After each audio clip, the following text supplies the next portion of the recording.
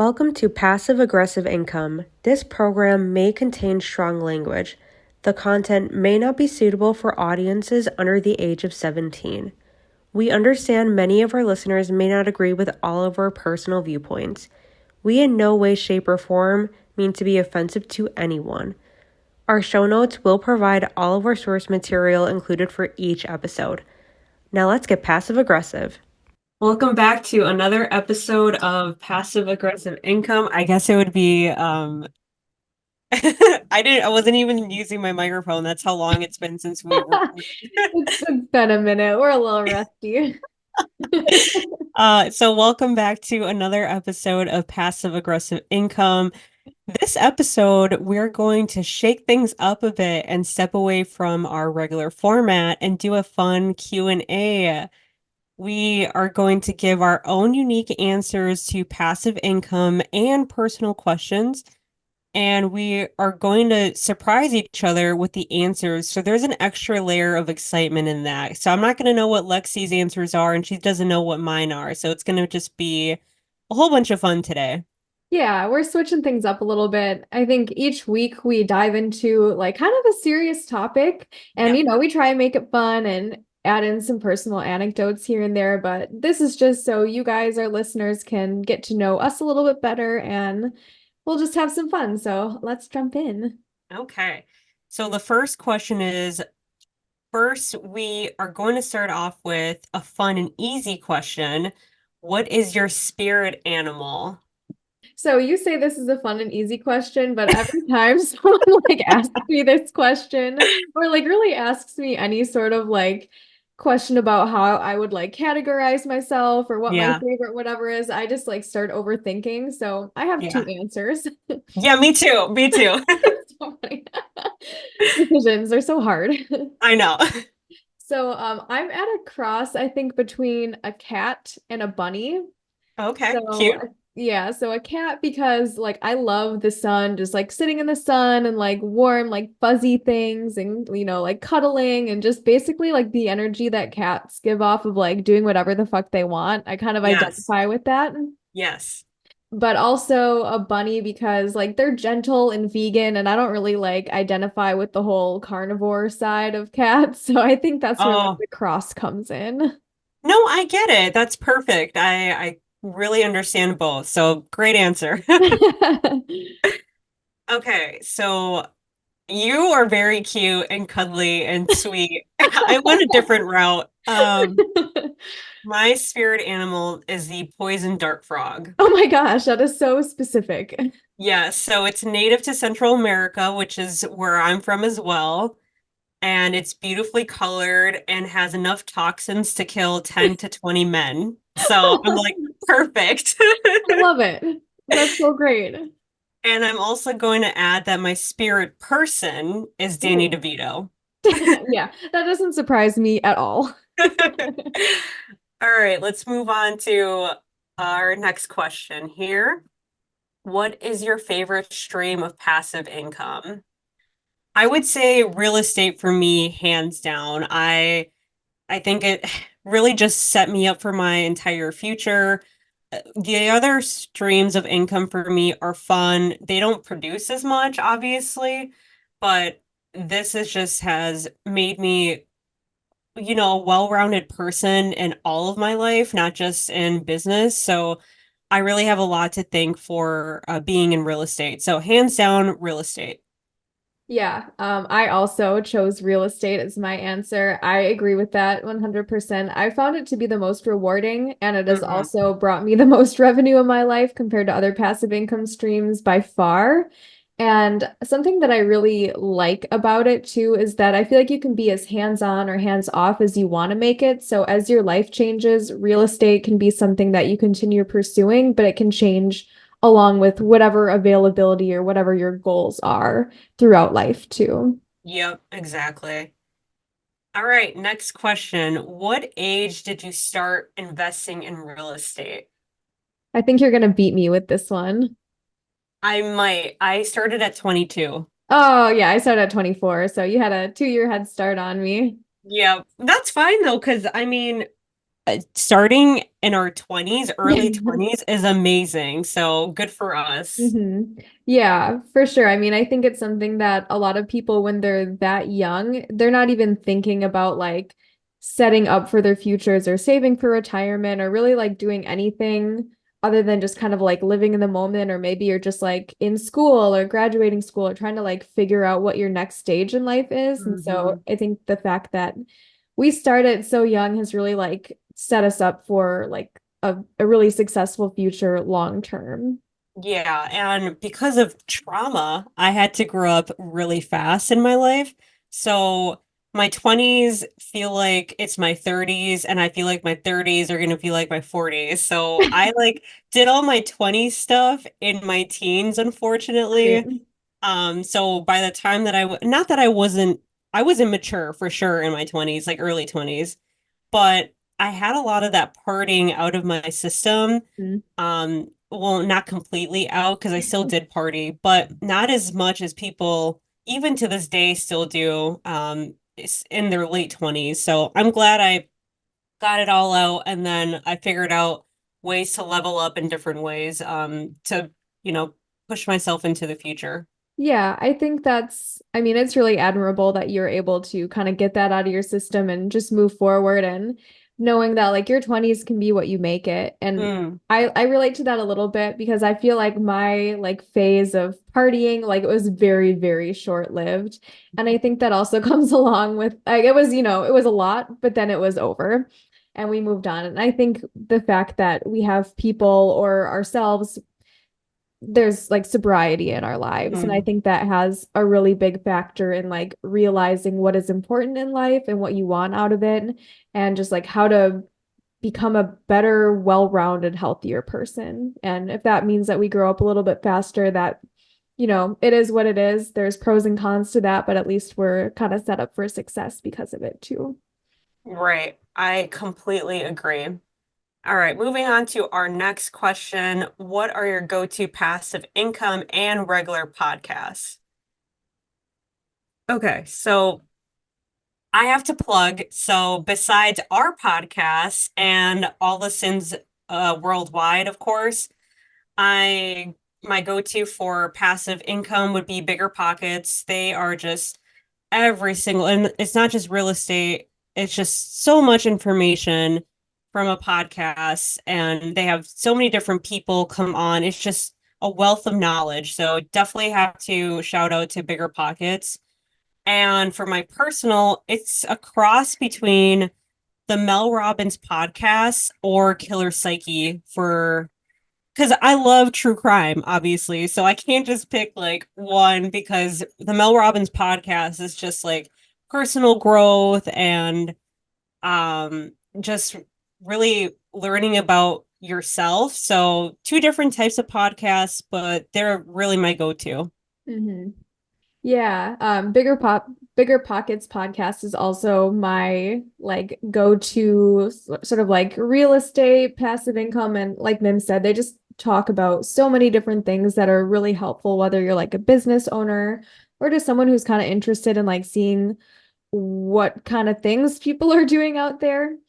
And then in personal, one of my favorite YouTubers, Becky and Chris, they do all sorts of like travel types of videos and photography, videography, graphic design, all that kind of stuff. They have a podcast that kind of breaks down some of their videos, and they're just really funny people, and it's called Tuxedo Time. So that's probably my Cute. favorite. Yeah, so Yeah, the tuxedos is them like hanging out in their sweatpants and pajamas, just like talking about shit, and that's what they call their tuxedos. I love that. I fucking love that.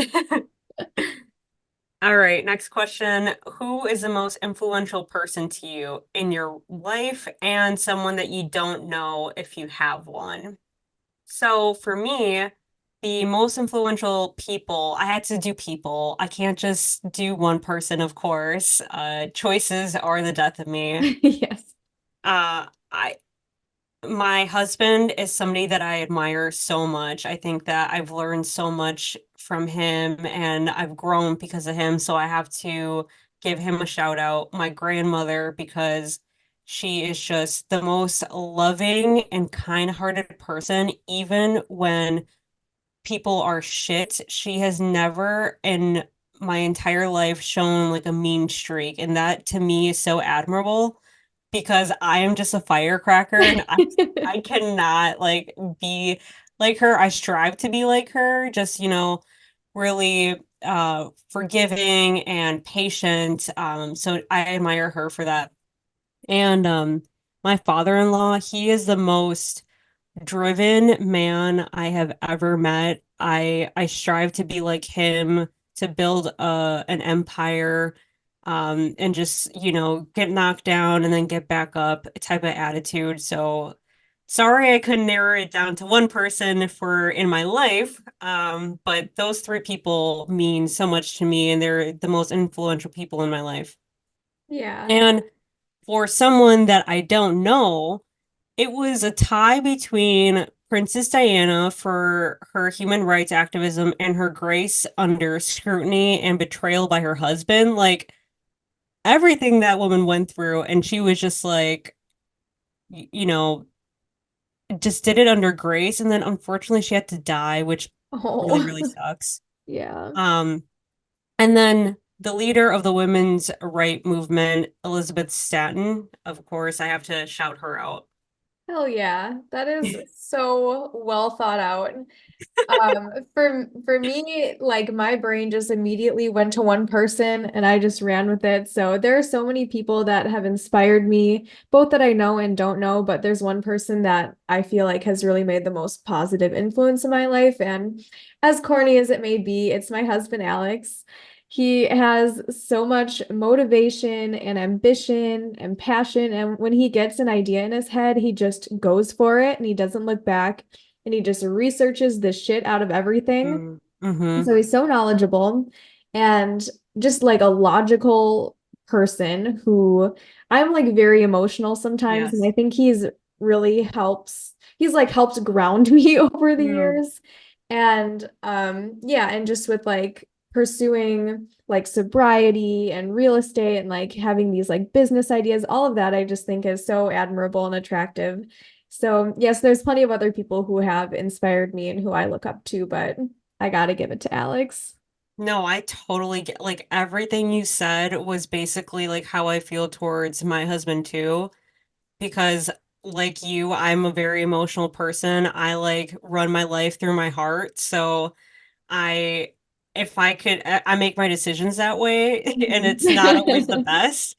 And he's very logical and he like Alex researches everything and he's just like, well, what do the reviews say? Or what Yeah. did you go over like every fact about it? And like that's just like what I need in my life. Otherwise, I'd be like running amok. So, all right. What would your advice be for people that want to get into passive income?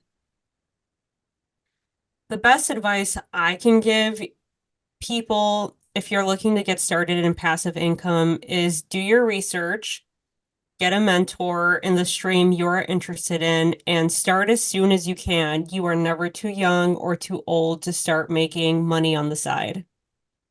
Yeah, I love that. It's really like when you learn from other people, that's when you're going to find the most success. And you can figure it out on your own, and that's totally doable. But when you have like a mentor or someone to look up to, it's going to speed up the process a lot.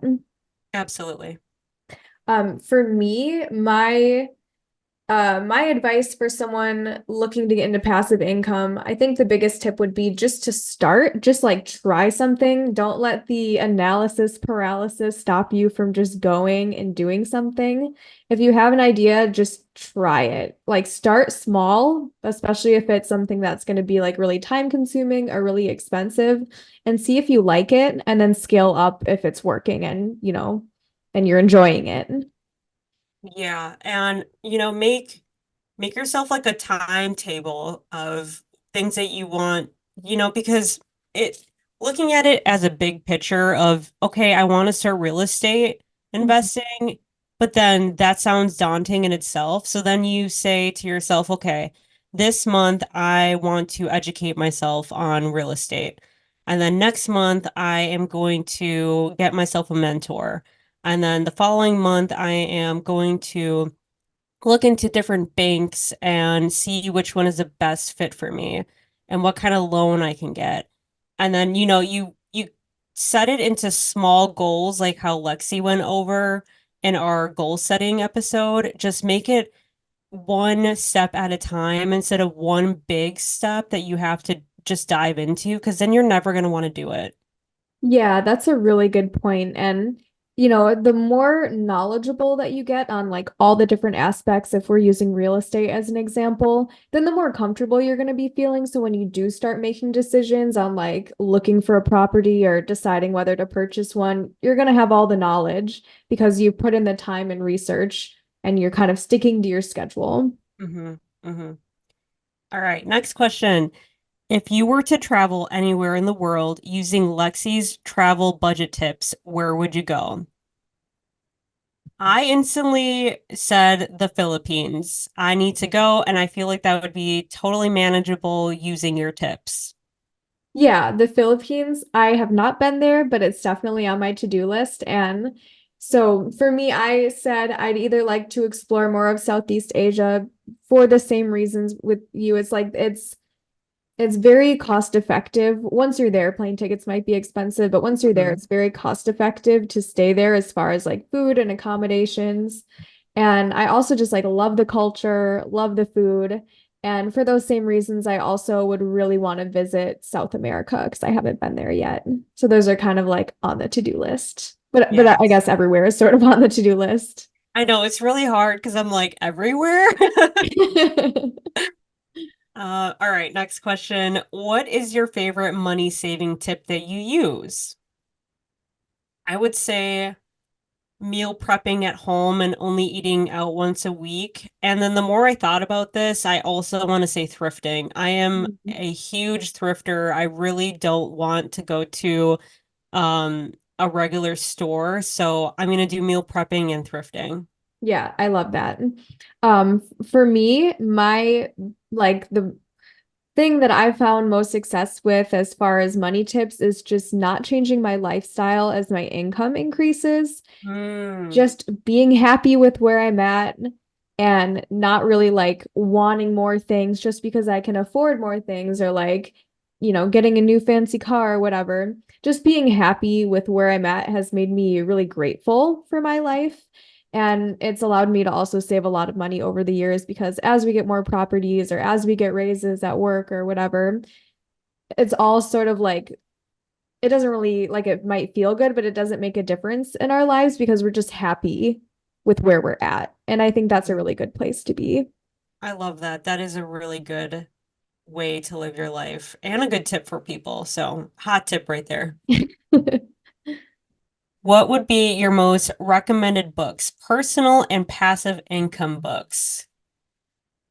The books I would have to recommend for passive income and my personal favorite would be Rich Dad Poor Dad. Of course, I have to plug that every time that I can. It is the first book that I read on this journey for passive income. So it really changed the way I looked at things. And I feel like everybody in like high school should read this book just to know that there's other options than just going to a regular 9 to 5 job. So, Mhm. Rich Dad, Poor Dad for sure. Personal, I fell in love with The Coven. And then it has a second book after that called The Curse. Amazing books if you like uh vampires, the devil, and smut. So it's just really good. Trifecta. And witches. So it's basically everything dark and occult, but it has a lot of spice in it. So that's mine. Nice. Yeah, so like you with Rich Dad Poor Dad, the book that really stood out to me as far as like you just being able to be in charge of your own life and not having to follow a specific plan, working the 9 to 5, all of that kind of stuff is the 4 Hour Work Week by Tim Ferriss. that Hmm. was a book that really spoke to me and got me to like get rid of most of my belongings and travel around the world for 6 months and just sort of live a more non-traditional type of lifestyle. Mm. So that one I think is really good.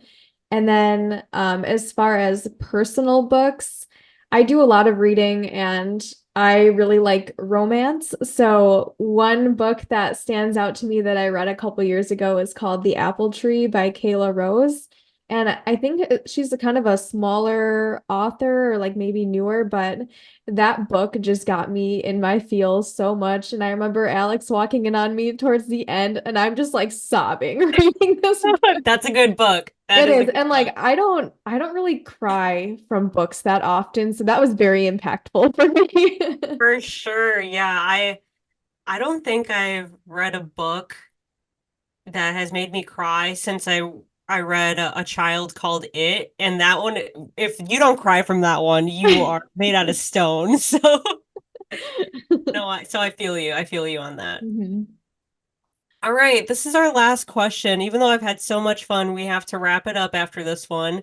So this last question is, you are on a desert island. What five movies would you take with you? So we're gonna leave it off on a fun note here.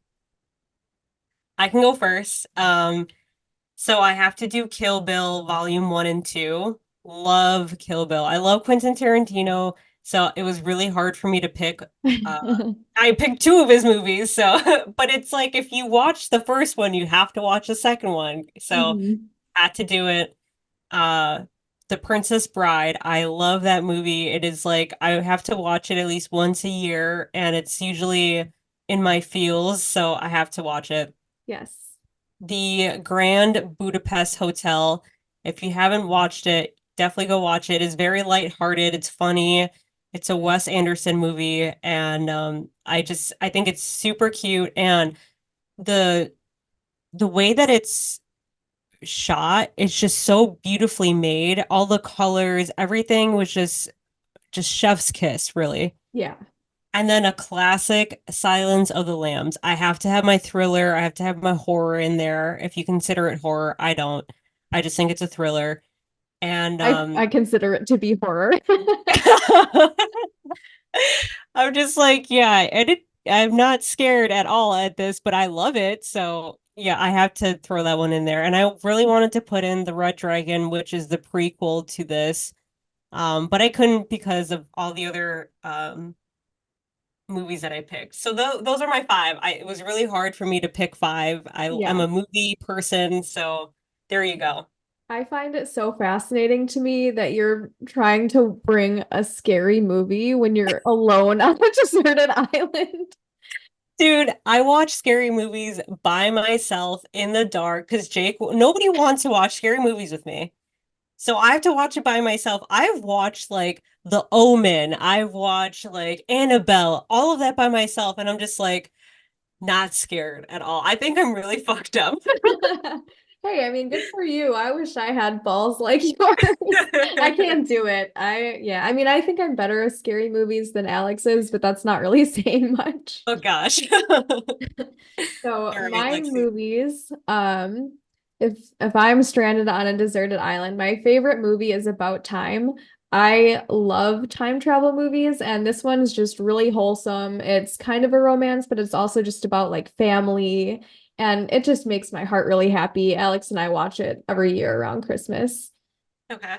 even though it has nothing to do with Christmas. It's just like a feel-good movie for that time of year. I love that. Yep. And then it's sort of, so I have three kind of like time travel-ish movies. The next one Okay. is called Mr. Nobody. It's kind of a long movie and it just goes, so it's from the point of view of this one guy, Nemo, and it's like all of the different paths his life could take and it kind of plays them all out. And so it's just really interesting. My last like time travel-ish movie is called Looper, which is a bit more of like a thriller and not like a scary thriller, but just sort of No. like anticipation. It's really good. And then one of my like childhood favorite rom-coms that just like I know pretty much every word is The Proposal. Yep. I love that movie. Betty White, she's great. Yes. Just yeah. Love it. And then my last movie would be Focus. I just think it's kind of like fun and interesting, and I really like Will Smith. So those would be my five. Very different from Mim's five. Yeah. But I love Looper because Hayden Christensen is the main guy in it, and he is my heartthrob. I freaking love him. So good choices. I respect that. Yeah, this was so much fun. It was cool to do something a little bit different, and it's kind of silly, and just get to know you a little bit more on like a personal level too, for our listeners too, to be able to get more of our personalities. And hopefully you guys enjoyed listening, because it was definitely fun talking about all of the things. Yeah, and next week we are gonna, bring it back to our regular format, and then at some point we're gonna have an interview type of format as well. So make sure that you listen to our next week's episode and the one following after that. All right, sounds good. Well, thank you guys for listening, and we'll see you next Monday. Bye. Bye. Passive Aggressive Income was written, recorded, edited, and produced by co-hosts and creators Mims and Lexie. We truly want to thank our listeners, collaborators, friends, and family that continuously support us for all the love we receive. If you enjoy our show, please give us a glowing rating and review on Apple Podcasts and Spotify. Also, follow us on Facebook and Instagram to see what we are up to. For any inquiries, please email passiveaggressiveincome2023@gmail.com. Episodes of Passive Aggressive Income are available wherever you listen to podcasts, so make sure to subscribe and like us on your favorite streaming platform.